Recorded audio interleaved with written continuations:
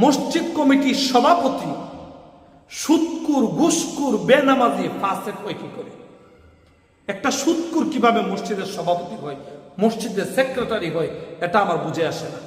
2 নম্বর বিষয় হলো আল্লাহর ঘরের ইমাম, যার স্থান অনেক উপরে, ওই ইমাম কি করে কমিটির গোলামি করে, মানুষের গোলামি করে, মুসল্লির গোলামি করে, ওই আমানতের খেয়ানত করে? এটা আমার বুঝে আসে না। এই আমানত সঠিকভাবে রক্ষা করার না করার কারণে ইসলামের অনেক ক্ষতি হচ্ছে, মুসলমানদের অনেক ক্ষতি হচ্ছে, সমাজের অনেক ক্ষতি হচ্ছে এই আমানত রক্ষা না করার কারণে। কই ইন্নাল উলামা ওয়ারাসাতুল আমবিয়া, আমরা না নবীর ওয়ারিস, এই বুঝে আমাদের অবস্থা। এই আমানত রক্ষার ব্যাপারে এত বড় খেয়ানত কেন হচ্ছে? এগুলা আল্লাহর কসম খেয়ে বলি, প্রয়োজনে রিক্সা চালিয়ে খাবো, বুট বাদাম বিক্রি করে